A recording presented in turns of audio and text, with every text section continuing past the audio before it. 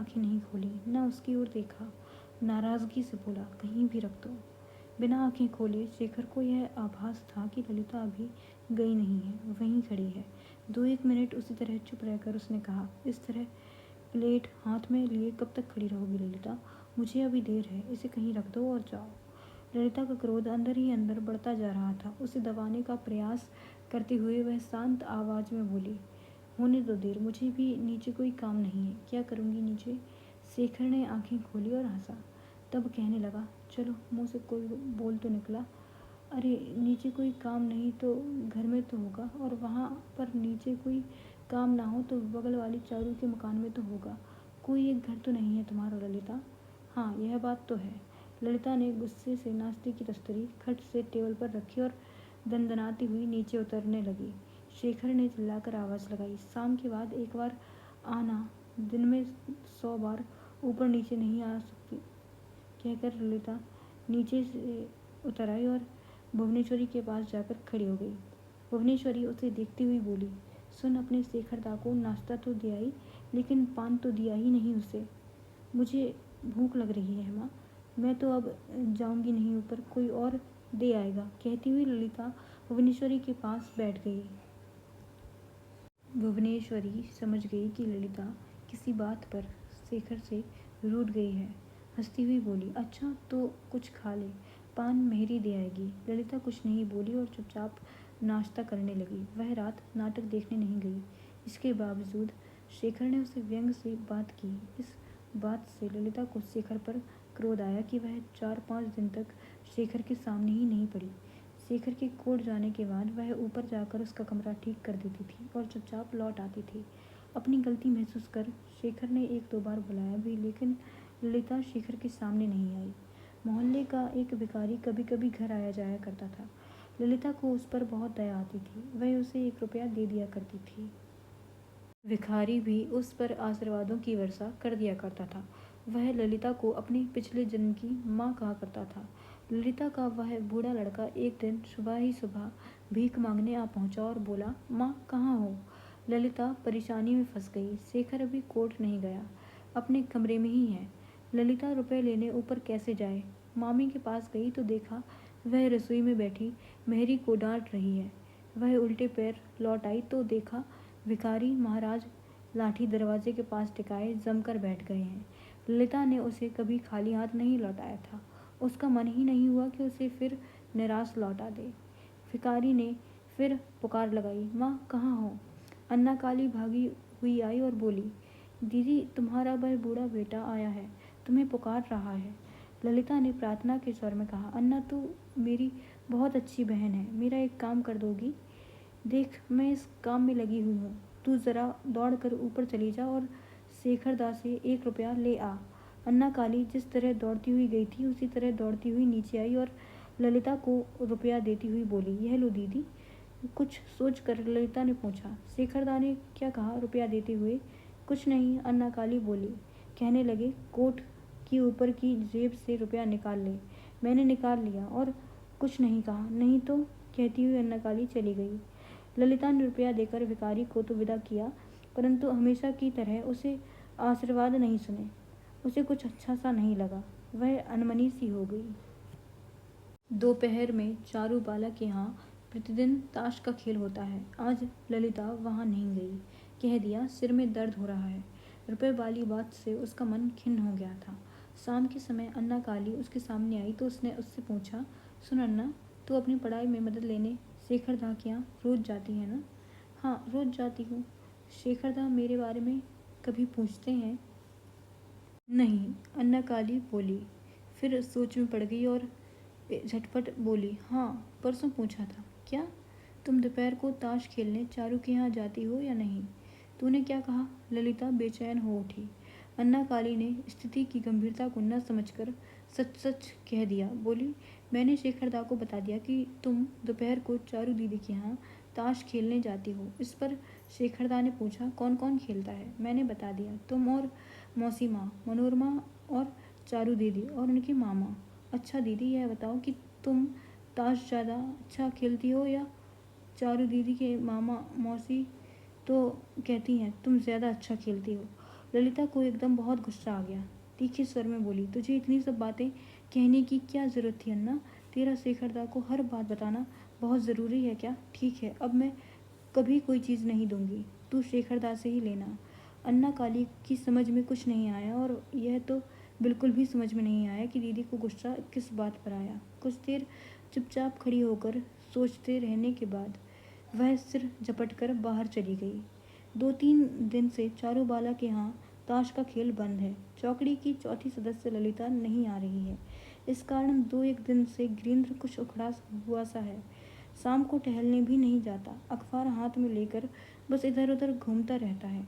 चौथे दिन की बात है। गिरीन्द्र ने मनोरमा से पूछा, दीदी क्या आज भी खेल नहीं होगा? कैसे होगा गिरीन्द्र, खेलने वाले ही नहीं हैं। तेरा मन हो रहा है तो चल, हम तीनों ही खेलें। गिरीन्द्र ने फीके स्वर में कहा, भला 3 लोगों में कभी खेल हुआ है? चौथा व्यक्ति भी तो होना चाहिए। सुनो दीदी, तुम ललिता को क्यों नहीं बुलवा लेती? ललिता शायद नहीं आएगी। क्यों? क्या उसके घर वालों ने मना कर दिया है? नहीं, मनोरमा ने सिर हिलाते हुए कहा, उसके घर वाले तो ऐसे नहीं हैं। मेरा ख्याल है वह खुद ही नहीं आती। गिरीन्द्र के चेहरे पर आशा की किरण चमक उठी। एकदम बोला, दीदी तुम जाकर उसे बुला लाओ तो वह आ जाएगी। ललिता के लिए गिरीन्द्र की बढ़ती हुई उत्कंठा देखकर मनोरमा को एकाएक हंसी आ गई। अपनी चोरी पकड़ी जाने के कारण गिरीन्द्र कुछ लज्जित हो गया। मनोरमा की आशंका ठीक निकली कि उसका यह ममेरा भाई ललिता की ओर आकर्षित हो गया है। अपने भाई का मन रखने के लिए वह हंसती हुई बोली, अच्छी बात है, मैं उसे बुलाने जाती हूँ। अगर वह मान गई तो उसे ले आऊँगी। मनोरमा गई और थोड़ी देर बाद ललिता को लेकर लौट आई। बिना कुछ बोले ललिता खेलने बैठ गई। 2-3 दिन से खेल नहीं हुआ था, इसलिए वह उत्साह के साथ खेल आरंभ हो गया। जैसा इतने दिनों से हो रहा था, आज भी वैसा ही हुआ। ललिता और मनोरमा बाजी जीतने लगी। 2-3 बाजी ही हुई थी कि अचानक अन्ना काली भागती हुई आई और बोली, दीदी शेखरदा बुला रहे हैं, जल्दी चलो। अन्ना काली की बात सुनकर ललिता का चेहरा उतर गया। जीतने की सारी खुशी जैसे हवा में उड़ गई। वह खेल रोकती हुई बोली, शेखरदा आज ऑफिस नहीं गए? मालूम नहीं, अन्ना ने सिर हिलाते हुए कहा, गए होंगे मगर कोई काम आ गया होगा इसलिए लौट आए होंगे। ललिता ने पत्ते नीचे रख दिए और मनोरमा को देखते हुए संकोच के साथ कहा, अच्छा मौसीमा, जाती हूँ। मनोरमा ने उसका हाथ पकड़ने की कोशिश की और बोली, इतनी जल्दी क्या है, थोड़ी देर और खेल ले, तब चली जाना। ललिता फुर्ती से उठ खड़ी हुई और जाते जाते बोली, नहीं मौसीमा, शेखरदा बहुत गुस्सा होंगे। दूसरे ही पल वह घर से बाहर थी। कुछ देर बाद गिरीन्द्र ने पूछा, यह शेखरदा कौन है दीदी? वह जो सामने बड़े गेट वाली कोठी है ना, उन्हीं की है। मनोरमा ने उत्तर दिया। समझा। गिरीन्द्र ने सिर हिलाते हुए कहा, उस कोठी के नवीन बाबू ललिता के रिश्तेदार होंगे। रिश्तेदार? मनोरमा ने व्यंग के साथ कहा, कहाँ के रिश्तेदार? ये नवीन बाबू तो ललिता के मामा के मकान को हड़पने की कोशिश कर रहे हैं। कैसे? गिरीन्द्र के स्वर में आश्चर्य था। मनोरमा ने पूरी कहानी गिरीन्द्र को सुना दी। पिछले साल ललिता की ममेरी बहन की शादी के अवसर पर गुरुचरण बाबू को रुपयों की ज़रूरत पड़ी। रुपयों की व्यवस्था नहीं हो पाने के कारण अंत में निराश होकर गुरुचरण बाबू को शेखर के पिता नवीन चंद्र के पास जाना पड़ा। बड़ी मुश्किल से नवीन चंद्र ने जैसे एहसान करते हुए बहुत ज़्यादा ब्याज पर गुरुचरण को रुपए दिए और मकान अपने नाम गिरवी रखवा लिया। गुरुचरण जी की आर्थिक स्थिति सभी को मालूम है। सभी जानते हैं कि वह नवीन बाबू का कर्ज इस जीवन में तो चुका नहीं पाएंगे और इस तरह एक न एक दिन यह मकान नवीन बाबू का हो जाएगा। बूढ़े नवीन बाबू का इरादा है कि गुरुचरण जी का मकान हाथ आने पर उसे तड़वा कर उसकी जगह एक नया मकान बनवाएं। वह मकान अपने छोटे बेटे शेखर को दे देंगे। 2 बेटे हैं उनके। 2 मकान हो जाएंगे तो बेटों में संपत्ति बांट का झमेला ही नहीं होगा। दोनों बेटे अपने अपने मकानों में रहेंगे। गिरीन्द्र भावुक हो गया था। यह कहानी सुनकर वह दुखी हो गया। सोचते हुए पूछने लगा, अच्छा दीदी, गुरुचरण बाबू के और भी तो लड़कियां हैं, वे उनके विवाह कैसे करेंगे? भगवान ही जानता है, मनोरमा ने हाथ ऊपर उठाते हुए कहा। और फिर उन्हें अपनी इस बिना माँ बाप की भांजी ललिता की भी तो शादी करनी है। लड़की बांस की तरह बढ़ती जा रही है। इन लोगों की बिरादरी में कोई भी ऐसा नहीं है जो इनकी मदद करने आगे आए। सच गिरीन्द्र, कई बार तो सोचती हूँ कि इन लोगों से हम ब्रह्म समाज ही अच्छे हैं। एक दूसरे को लूटते खसोटते तो नहीं। गिरिंद्र चुपचाप सुनता रहा। मनोरमा ने कहना जारी रखा, उस दिन ललिता की मामी बात करते हुए मेरे सामने फूट फूट कर रोने लगी। कहने लगी, ललिता के हाथ कैसे पीले होंगे, इस चिंता में इसके मामा का स्वास्थ्य बिगड़ रहा है। ठीक भी है, जिसकी इतनी बड़ी लड़की होगी उसे चिंता कैसे नहीं होगी। अच्छा गिरिंद्र सुन, तेरे मुंगेर बांकीपुर में क्या कोई ऐसा सुशील लड़का नहीं होगा, तेरा कोई मित्र जो बिना लेन देन की बात किए सिर्फ लड़की देखकर विवाह कर ले। ऐसी लड़की मिलेगी नहीं, यह मैं दावे के साथ कह सकती हूँ। गिरिंद्र अवसाद भरी हंसी हंसकर कहने लगा, मित्र मित्र कहाँ मिलेंगे दीदी। हाँ, मैं ज़रूर रुपए पैसे से कुछ सहायता कर सकता हूँ। गिरिंद्र के पिता डॉक्टर थे, बहुत पैसा कमाया था, काफ़ी ज़्यादात भी खड़ी की थी। गिरिंद्र अकेला लड़का था। उनकी मृत्यु के बाद उस धन संपदा का मालिक गिरिंद्र ही था। मनोरमा गिरिंद्र की ममेरी बहन थी। कुछ आशंका के साथ उन्होंने पूछा, तो क्या गुरुचरण बाबू को रुपया उधार देगा। गिरिंद्र को बहन के भोलेपन पर हंसी आ गई। फीकी हंसी के साथ बोला, उधार क्या दूंगा दीदी, उधार चुका सकने की हैसियत उनकी नहीं है, यह तुम अभी तक बता चुकी हो। फिर भी अगर वह लौटा सकेंगे तो वापस ले लूँगा, नहीं लौटा सके तो कोई बात नहीं। मनोरमा आश्चर्य से भर उठी। गिरिंद्र को ध्यानपूर्वक देखते हुए बोली, तो फिर उन्हें रुपए देने से तुझे क्या लाभ। ना तो वे हमारे रिश्तेदार हैं, ना ही हमारे समाज के हैं। भला ऐसे विवाद पर कोई किसी को रुपए देता है। अब गिरिंद्र अपनी बहन के चेहरे को ध्यानपूर्वक देखने लगा। फिर वह धीरे से हंसकर बोला, दीदी तुम धन्य हो, वे हमारे समाज के नहीं हैं लेकिन हमारे देश के तो हैं। फिर वे इस समय संकट में हैं और मेरे पास रुपए हैं तो फिलहाल मेरे किसी काम के नहीं आ रहे हैं। उन्हें दे दूंगा तो उनकी समस्या हल हो जाएगी। तुम उनसे बात करके तो देखो दीदी, वे अगर मुझसे रुपए लेने को राजी हो जाएं तो मैं उन्हें दे दूंगा। देखो ललिता, उनकी भी कोई नहीं है, हमारी भी कोई नहीं है। तुम सब यह कह रही हो, वह बहुत अच्छी लड़की है, इसलिए उसके विवाह का सारा खर्च मैं दे दूंगा। गिरिंद्र की इस बात से मनोरमा कोई विशेष प्रसन्न नहीं हुई। बिना किसी बात ही किसी अनजान व्यक्ति को कोई इतना पैसा क्यों दे। लेकिन चारू, जो अब तक चुप बैठी सब कुछ सुन रही थी, यह बात सुनकर खुशी से उछल पड़ी और उल्लासपूर्वक स्वर में बोली, हाँ मामा, दे दो, यह बहुत ही अच्छी बात होगी। मैं अभी ललिता की मामी जी से यह बात कह कर आती हूँ। मनोरमा ने उसे डांटते हुए कहा, तू चुप रह चारू, लड़कियों को इस तरह की बातों के बीच में नहीं पड़ना चाहिए। अगर ज़रूरत हुई तो मैं ही ललिता की मामी से कह आऊँगी। गिरिंद्र ने बहन की बात का अनुमोदन करते हुए कहा, हाँ दीदी, यह बात ठीक है, तुम स्वयं कहना, तुम्हारा कहना ही उचित होगा। परसों मैं घर लौट रहा था तो रास्ते में गुरुचरण बाबू से मेरी थोड़ी देर बातचीत हुई थी। मुझे तो वे बहुत सीधे और सरल व्यक्ति लगे।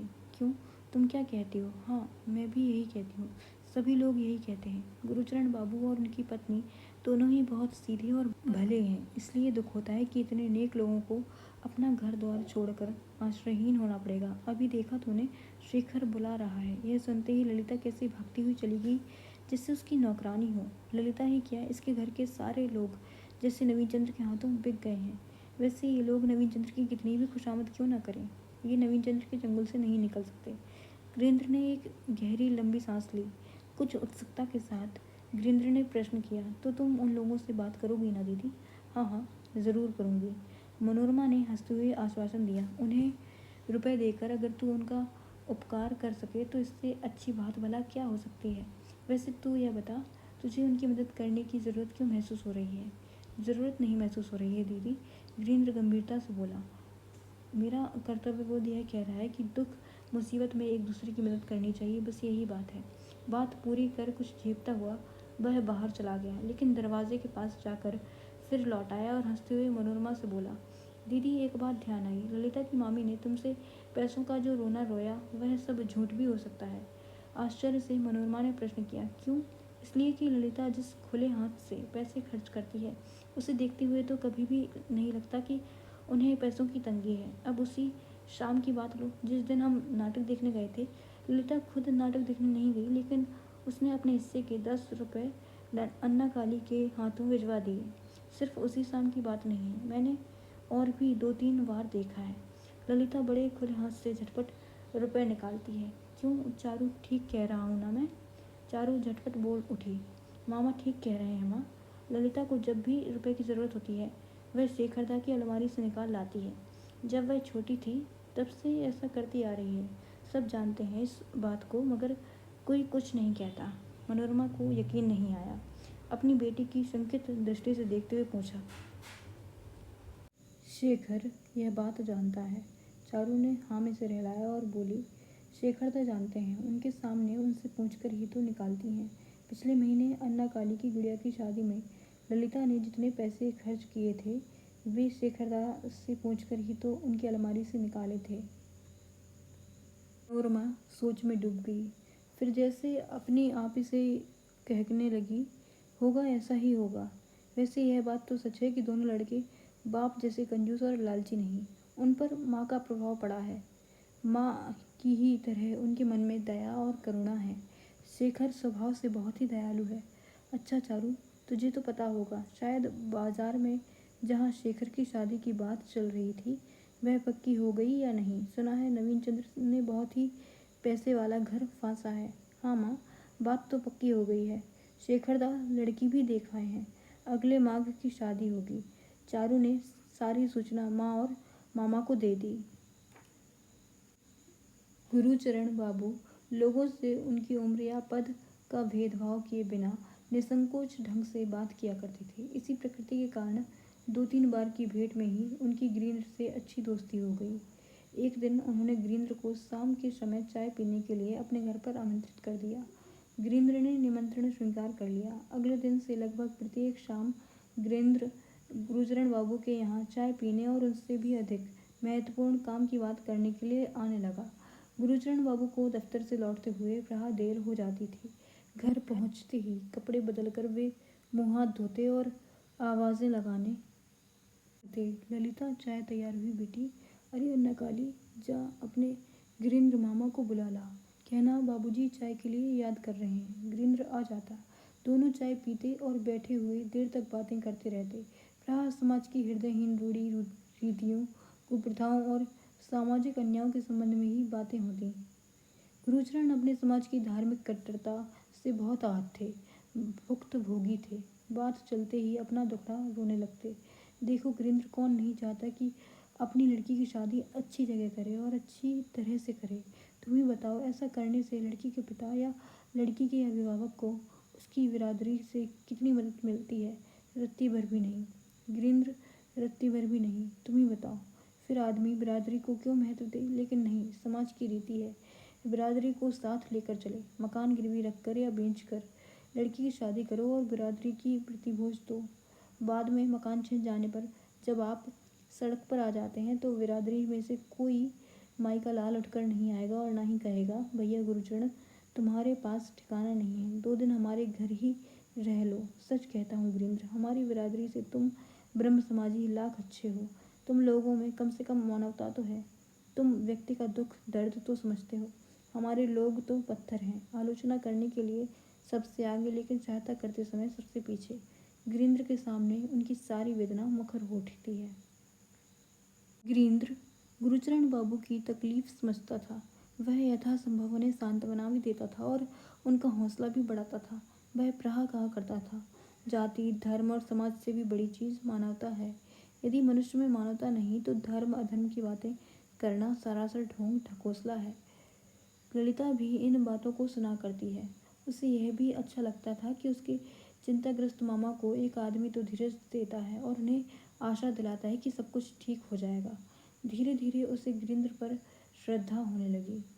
शुरू में गिरीन्द्र ललिता को आप कहकर संबोधित किया करता था, लेकिन बाद में गुरुचरण बाबू के टोकने पर उसने ललिता को तुम से संबोधित करना शुरू किया। एक दिन चाय के समय ललिता के हाथ में चाय की प्याली न देख उसने प्रश्न किया, तुम चाय नहीं पीती? ललिता ने सिर हिलाकर बताया कि वह चाय नहीं पीती। स्थिति स्पष्ट करते हुए गुरुचरण बाबू ने कहा, इसके शेखरदा ने मना कर रखा है, उसे लड़कियों का चाय पीना पसंद नहीं है। गिरीन्द्र के चेहरे को देखते ही ललिता समझ गई कि यह बात गिरीन्द्र को अच्छी नहीं लगी। थोड़ी देर चुप्पी रही। आज गुरुचरण बाबू बहुत उत्साहित नहीं प्रतीत हो रहे थे। बात करते करते वे बीच में कुछ अनमने से हो जाते थे। गिरीन्द्र काफ़ी देर से यह नोट कर रहा था। सहसा पूछ बैठा, क्या बात है, आज आपकी तबीयत ठीक नहीं है क्या? मुँह से हुक्के की नली हटाते हुए गुरुचरण बाबू ने कुछ शक पकाए स्वर में कहा, नहीं ऐसा नहीं है, तबीयत तो ठीक ही है। तो फिर क्या ऑफिस में कोई अप्रिय बात हो गई? गिरिंद्र ने कुछ संकोच के साथ पूछा। गुरुचरण दुविधा में पड़ गए। कुछ देर चुप रहने के बाद उन्होंने हुक्के की नली एक तरफ रख दी और हिचकिचाते हुए बोले, नहीं गिरिंद्र, ऑफिस में तो कोई अप्रिय बात नहीं हुई, लेकिन आज नवीन भैया ने सब कुछ अच्छी तरह जानते हुए भी बीच रास्ते में खड़े होकर ऊंचे स्वर में बहुत कड़ी बातें सुनाई। मन तो यही हुआ कि धरती फट जाए और मैं उसमें समा जाऊं।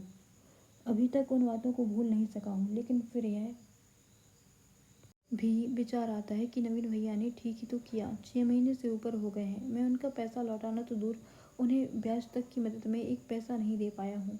ललिता गिरिंद्र के सामने इस अप्रिय प्रसंग को आगे बढ़ने नहीं देना चाहती थी। पता नहीं मामा के मुंह से आगे क्या कुछ निकल जाए, इस डर से वह एकदम बोल उठी, तुम चिंता ना करो मामा, कुछ ही समय की बात है, बाद में सब कुछ ठीक हो जाएगा। बाद में कैसे ठीक हो जाएगा बेटी? गुरुचरण बाबू ने आहत स्वर में कहा, जब अभी तक कुछ नहीं हुआ तो आगे कौन सी लॉटरी खुलने वाली है? फिर गिरिंद्र की ओर देखकर फीकी हंसी हंसकर बोले, बात यह है गिरिंद्र, ललिता नहीं चाहती कि उसका बूढ़ा मामा किसी प्रकार की कोई चिंता करे, लेकिन यह नहीं जानती कि मेरी बिरादरी के लोग तो इसके बूढ़े मामा को चिंताग्रस्त ही देखना चाहते हैं। गिरिंद्र के माथे पर बल पड़ गए। कुछ कड़े स्वर में उसने प्रश्न किया, क्या कहा नवीन बाबू ने आपसे? ललिता को नहीं मालूम था कि मनोरमा ने गिरिंद्र को मकान गिरवी रख कर बेटी की शादी पर नवीन बाबू से रुपए कर्ज लेने की बात बता दी है, इसलिए उसे गिरिंद्र का यह प्रश्न पसंद नहीं आया। वह सोचने लगी, गिरिंद्र को हमारे मामले में इस तरह दिलचस्पी नहीं लेनी चाहिए। गुरुचरण बाबू तो भरे बैठे थे। उन्होंने विस्तार से सारी बातें गिरिंद्र को बता दी। बोले, नवीन भैया कह रहे थे उनकी पत्नी को अजीर्ण और मंदग्नि रोग से बहुत कष्ट है, दवा से लाभ नहीं हो रहा है और रोग बढ़ता जा रहा है। यह देख कर डॉक्टरों ने वायु परिवर्तन की सलाह दी है, बाहर जाना होगा और इसलिए नवीन भैया को पैसों की ज़रूरत आ पड़ी है। आज उन्होंने कड़ा तकादा किया कि कुछ ही दिनों के अंदर मुझे इस महीने तक का पूरा ब्याज और मूल रकम का भी कुछ हिस्सा किसी न किसी तरह उन्हें अवश्य देना होगा। नवीन भैया का कहना है, इस तरह सोते रहने से पैसों का प्रबंध थोड़ी ही होगा। गिरिंद्र लगातार गुरुचरण बाबू को देख रहा था। उनके पीले चेहरे पर आए आहत भाव को देखकर वह अपने आप को रोक नहीं सका। बहुत ही धीमे स्वर में वह कहने लगा, बहुत दिनों से आपसे एक बात कहना चाहता था, लेकिन कह नहीं पाया। अगर आप कुछ बुरा ना माने तो आज कह दूं। विस्मित स्वर में गुरुचरण ने कहा, ऐसी क्या बात है गिरिंद्र, जो तुम कहना चाहते हुए भी इतने दिनों तक नहीं कह सके? अच्छा कहो तो संकोच क्यों करते हो? मैंने सुना है कि नवीन चंद्र जी ब्याज बहुत ज़्यादा लेते हैं। मेरे पास पिताजी के छोड़े हुए काफ़ी रुपए बैंक में हैं, यूं ही पड़े हुए हैं। मेरा अनुरोध है कि आप मुझसे रुपया लेकर नवीन चंद्र जी का कर्ज उतार दें। ललिता और गुरुचरण दोनों अबाक रह गए। गिरिंद्र उन्हें आश्चर्य से अपनी ओर देखते हुए पाकर बहुत संकोच के साथ बोला, आप मेरी बात का विश्वास कीजिए, सचमुच मुझे अभी रुपयों की कोई ज़रूरत नहीं है। आपको है, नवीन चंद्र जी को भी है, ऐसा वे कहते हैं, इसलिए आप उन्हें वह रुपया लौटा दें और जब आपकी सुविधा हो तो आप थोड़ा थोड़ा करके मुझे रुपए दे दीजिएगा। गुरुचरण ने धीमे स्वर में आश्चर्यचकित हुए कहा, मतलब तुम सब रुपया मुझे दोगे? वीरेंद्र ने दृष्टि नीचे करके कहा, हाँ, इसलिए कि आप नवीन चंद्र जी का रुपया लौटा दें। गुरुचरण कुछ कहने ही जा रहे थे कि इतने में अन्ना काली दौड़ती हुई आई और ललिता से बोली, दीदी जल्दी तैयार हो जाओ, शेखरदा ने कहा है नाटक देखने जाना है, जल्दी करो। बात पूरी होने से पहले ही वह भाग खड़ी हुई। गुरुचरण उसकी उत्कंठा पर हंसने लगे। ललिता ने कोई भाव प्रकट नहीं किया, उसी तरह चुपचाप बैठी रही। 2-3 मिनट के अंदर ही अन्ना काली भागती हुई वापस आई और बोली, अरे तुम अभी तक उठी ही नहीं हो, जल्दी करो ना दीदी, हम सब लोग तुम्हारे ही लिए रुके हुए हैं। ललिता ने इस पर भी उठने का कोई उपक्रम नहीं किया तो गुरुचरण ने ही उसके सिर पर स्नेह से हाथ रखते हुए कहा, उठ बेटी, देर मत कर, वे सब तेरी वाट देख रहे हैं। ललिता विवश भाव से उठी, लेकिन जाने से पहले उसने गिरिंद्र की ओर जिस दृष्टि से देखा, उससे गिरिंद्र का सारा शरीर पुलक उठा। वह दृष्टि से स्पष्ट कह रही थी, तुमने मामा को आवाज लिया, मैं तुम्हारी कृतज्ञ हूँ। धीमे कदमों से वह घर के अंदर चली गई। 5-10 मिनट बाद जब वह तैयार होकर बाहर आई तब तक गिरिंद्र जा चुका था। गुरुचरण दरी पर लेटे हुए थे और तकिए पर सिर रखे आंसू बहा रहे थे। सहसा ही इतना बड़ा भार उतर जाने के कारण मामा रो रहे हैं। यह बात ललिता समझ गई। उसे लगा इस समय मामा से कुछ भी बात करने पर उन्हें बहुत संकोच होगा। जितने धीमे कदमों से वह आई थी उतने ही धीमे कदमों से वह बैठक से बाहर चली गई। जब वह शेखर के घर पहुंची तो मन में घुमड़न के कारण उसकी आंखों में भी आंसू आ गए थे।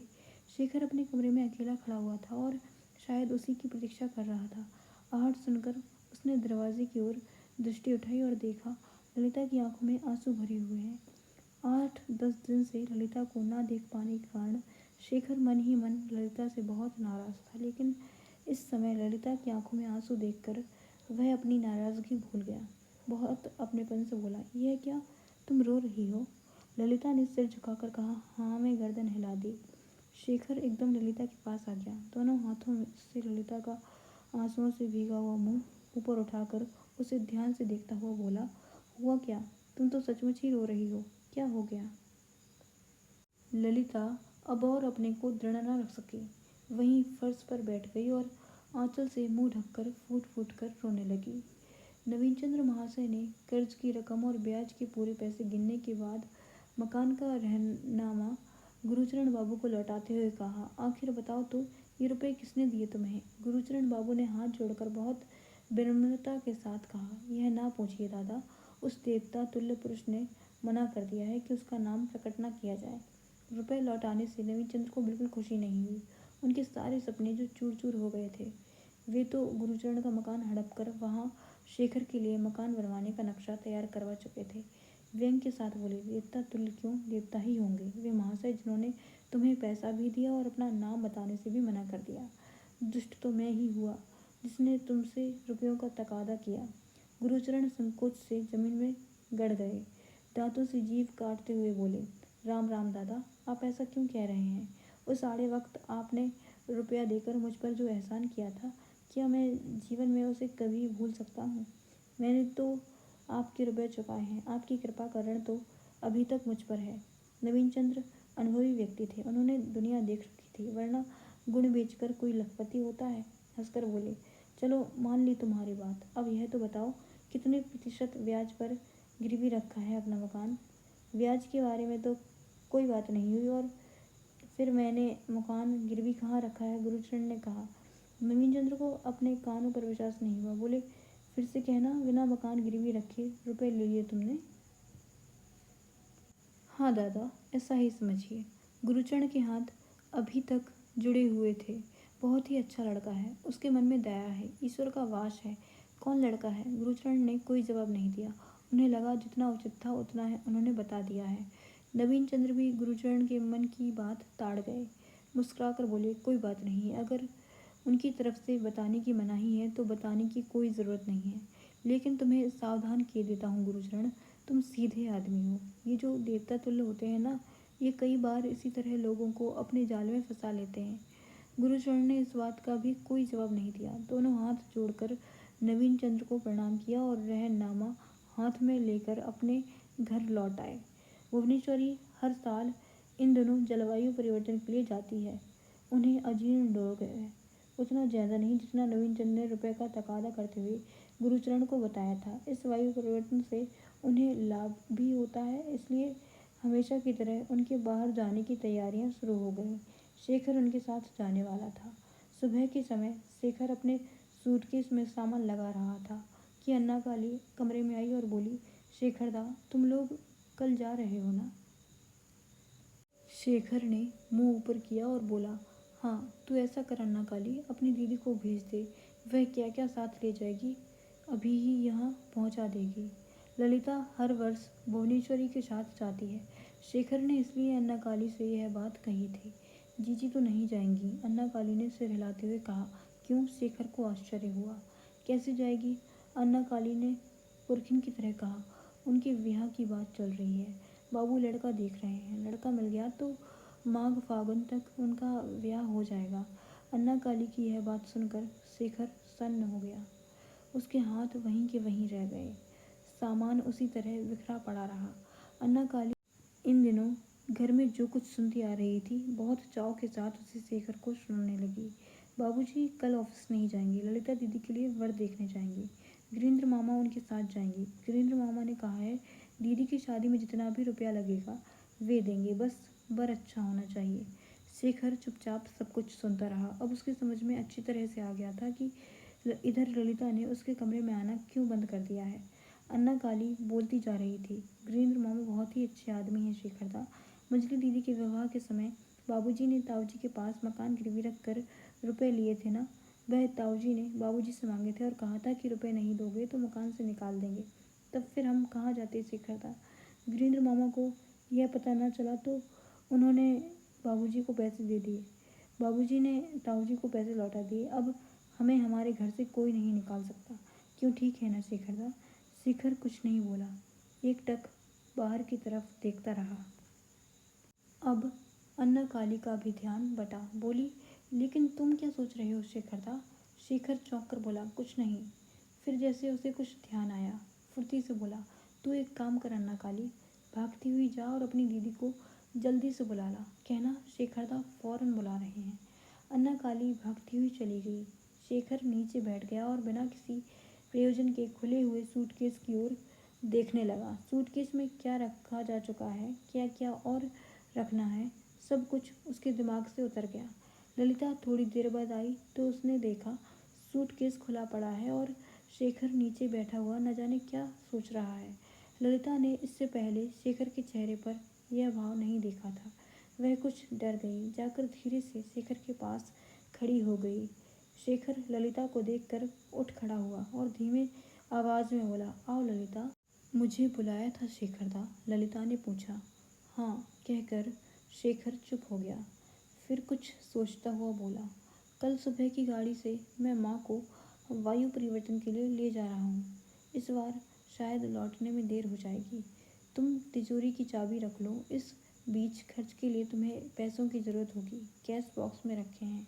हर वर्ष ललिता भी वायु परिवर्तन के लिए साथ जाती है। पिछले वर्ष कितने उल्लास के साथ उसने शेखर दा का सूटकेस तैयार किया था। इस बार शेखर दा को अकेले ही यह काम करना पड़ रहा है। क्यों करना पड़ रहा है, इन सब बातों का ध्यान आते ही ललिता का मन खिन्न हो उठा।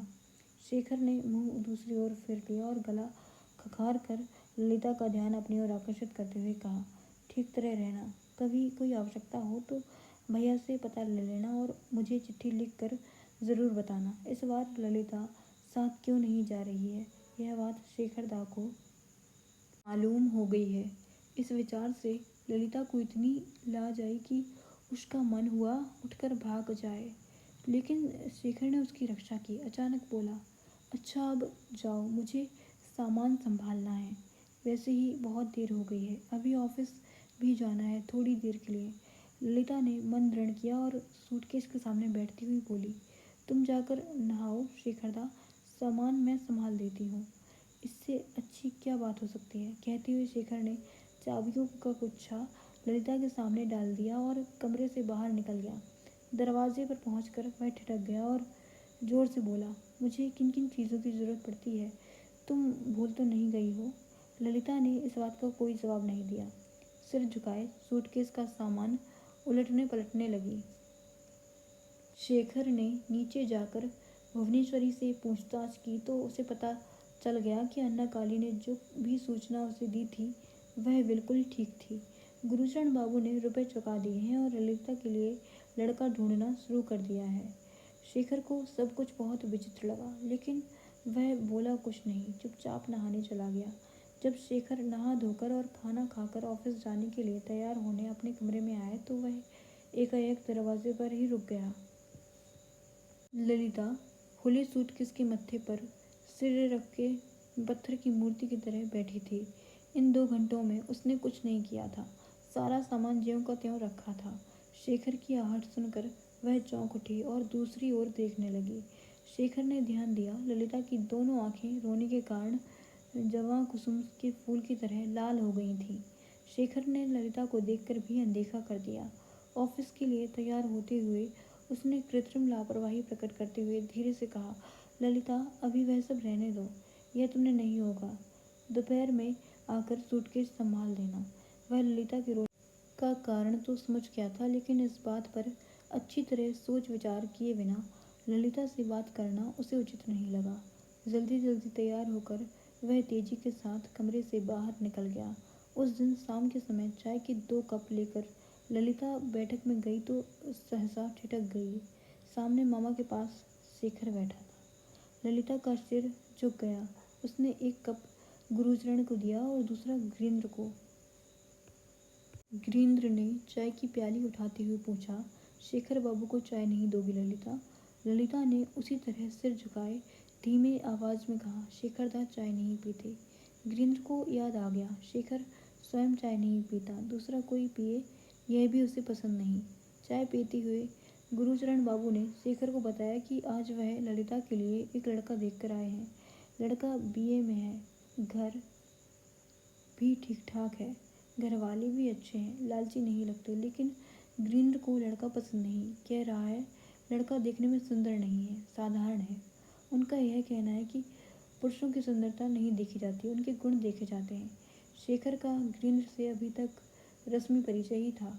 गिरीन्द्र की ओर मुड़कर उसने हंसते हुए कहा, गिरीन्द्र बाबू को लड़का पसंद क्यों नहीं आया? लड़का शिक्षित है, अच्छा घर है, यही सब गुण तो होते हैं सुपात्र के। शेखर ने प्रश्न अवश्य किया था, लेकिन उत्तर जानने के लिए नहीं किया था। उसे मालूम था कि गिरीन्द्र को लड़का क्यों पसंद नहीं आया। वह यह भी जानता था कि गिरीन्द्र को आगे भी कोई लड़का पसंद नहीं आएगा, इसलिए वह यह सवाल करते हुए हंसा था। गिरीन्द्र शेखर के सवाल का कोई जवाब न दे सका। उसका चेहरा कानों तक लाल हो गया। शेखर ने यह बात साफ तौर पर देख ली और वह हंसता हुआ उठ खड़ा हुआ। गुरुचरण की ओर मुड़कर बोला, चाचा जी, मैं तो आपसे विदा लेने आया था। मैं कल सुबह माँ को लेकर वायु परिवर्तन के लिए कलकत्ता से बाहर जा रहा हूँ। शादी की तारीख तय होने पर खबर करना ना भूलिएगा। गुरुचरण भी उठ खड़े हुए शेखर के पास आते हुए बोले, ऐसा क्यों कहते हो बेटा?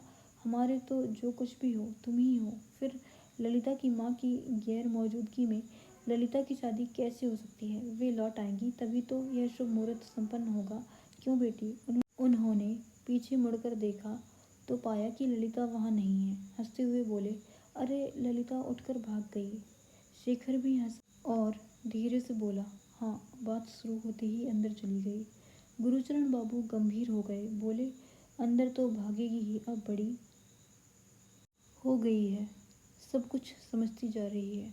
वे एक लंबी सांस भरकर बहुत स्नेह से बोले, ललिता सचमुच रूप और गुण से देवी है। ऐसी लड़की बड़े भाग्य से ही मिलती है शेखर। मन ही मन उन्हें नमस्कार कर शेखर लौट आया। अपने विवाह की बात आरंभ होते ही ललिता वहाँ से उठ आई थी और शेखर के कमरे में बैठी उसके बक्से में गर्म कपड़े लगा रही थी। पैरों की आहट सुनकर उसने सिर ऊंचा किया। शेखर कमरे में आ रहा था। उसका चेहरा इस तरह उतरा हुआ था जैसे कोई व्यक्ति मुकदमा हार कर अदालत से बाहर आ रहा हो। इस 1 घंटे के अंदर ऐसा क्या हो गया जिससे शेखर के चेहरे का सारा तेज निकल गया? यह न समझ पाने के कारण ललिता बेचैन हो उठी। वह एकदम उठ खड़ी हुई। शेखर ने सूखे गले से यूं ही प्रश्न किया, क्या कर रही हो ललिता? ललिता ने उसकी बात का कोई जवाब नहीं दिया। शेखर के पास आकर उसने शेखर का दायां हाथ अपने हाथ में लिया और रुआसे स्वर में बोली, तुम्हें अचानक क्या हो गया है शेखर दा? कहा, कुछ भी तो नहीं। शेखर ने बात टालते हुए कहा। ललिता की आत्मीयता से जैसे उसके अंदर फिर शक्ति लौटने लगी। अपना हाथ छुड़ाकर वह पास के स्टूल पर बैठ गया और बात बदलते हुए पूछने लगा, बताओ तो क्या हो रहा है? सहज भाव से ललिता ने उत्तर दिया, तुम्हारा मोटा ओवरकोट रखना भूल गई थी। पिछली बार तुम्हें यात्रा में बहुत तकलीफ हुई थी, अब ऊपर ही रख दिया है, ठंड लगे तो पहन लेना, आलस मत करना। शेखर न जाने क्या सोच रहा था, अचानक बोल उठा, नहीं, ऐसा नहीं हो सकता। क्या नहीं हो सकता? इसे पहनोगी नहीं? ललिता ने शेखर की ओर देखते हुए आश्चर्य से प्रश्न किया। शेखर कुछ लज्जित सा होकर बोला, नहीं, मैं कुछ और सोच रहा था, छोड़ो उसे। यह बताओ, माँ का सारा ज़रूरी सामान संभाल कर रख दिया ना? हाँ, दिन में ही संभाल दिया था। कुछ देर चुपचाप उसकी ओर ताकते हुए शेखर ने उससे प्रश्न किया, क्यों ललिता, अगले साल यह सब कौन करेगा? ललिता चुप रही तो शेखर ने फिर बात आरंभ की, पराए घर जाने से पहले मेरी कौन चीज़ कहाँ है मुझे सब बता जाना, नहीं तो ज़रूरत होने पर मुझे ढूंढने पर भी एक भी चीज़ नहीं मिलेगी। ललिता ने तुनक कर कहा, हटो शेखरदा, जाओ। शेखर फीकी हंसी हंसा और बोला, हटना भी होगा और जाना भी, लेकिन मुझे यह समझा दो कि मेरा निभाव कैसे होगा। मुझे तो अपनी किसी भी चीज़ के बारे में कुछ भी मालूम नहीं। ठीक है, अगर ज़रूरत पड़ने पर कोई चीज़ नहीं मिलेगी तो मैं भी गुरुचरण चाचा जी की तरह बन जाऊंगा, एक कमीज़, एक धोती और एक दुपट्टा, फिर तो मुझे कोई तकलीफ़ नहीं होगी। यह बात ललिता को कहीं बहुत अंदर तक भेद गई। चाबी को गुच्छा छन्ने से फर्श पर डालकर वह लगभग दौड़ती हुई शेखर के कमरे से बाहर चली गई। सीढ़ियाँ उतरकर अपने घर आई तो देखा अन्ना काली अपनी छत के दूसरे कोने में ज़मीन पर बैठी कुछ कर रही है। चांदनी रात होने पर भी स्पष्ट नहीं दिखा कि वह किस काम में व्यस्त है, इसलिए ललिता उसके पास चली आई। देखा अन्ना ने गेंदे के बहुत सारे फूल इकट्ठे कर रखे हैं और उनकी माला गूंथ रही है। ललिता उसके पास बैठती हुई बोली, यह क्या कर रही है अन्ना? माला गूंथ रही हूँ। आज रात मेरी गुड़िया बेटी का ब्याह है। अन्ना ने सिर ऊपर किए बिना व्यस्त भाव से कहा, अरे मुझे तो तूने बताया ही नहीं। बताती कैसे, पहले तय कहाँ था? बाबूजी ने अभी अभी पत्रा देखकर बताया कि आज रात के अलावा इस पूरे महीने में ब्याह का कोई लग्न नहीं है। लड़की बड़ी हो गई है, इसे घर में ज़्यादा दिन रखना ठीक नहीं है। जैसे तैसे भी इसे विदा करना ही होगा। दो तो दीदी, कुछ रुपए दो, कुछ मिठाई मंगवानी है। हाँ, रुपए की ज़रूरत हो तो दीदी याद आती हैं। ललिता हंसकर बोली, अच्छा जा, मेरे तकिए के नीचे रखे होंगे, ले ले। लेकिन यह बता, क्या गेंदे के फूल की वरमाला से ब्याह हो जाता है? होता है दीदी, हो जाता है। जब और कोई फूल ना मिले तो गेंदे के फूल की वरमाला से ही काम चल जाता है। अन्ना काली ने बड़ी बूढ़ी औरतों के स्वर में कहा, मैंने अपनी कितनी गुड़िया लड़कियों के ब्याह ऐसी बरमालाओं से निपटाए हैं। फिर अधूरी माला नीचे रखकर बोली, ज़रा इसे पूरी कर दो ना दीदी, मैं मिठाई का प्रबंध कर अभी आती हूँ। हंसती हुई ललिता माला उठाकर गूंथने लगी।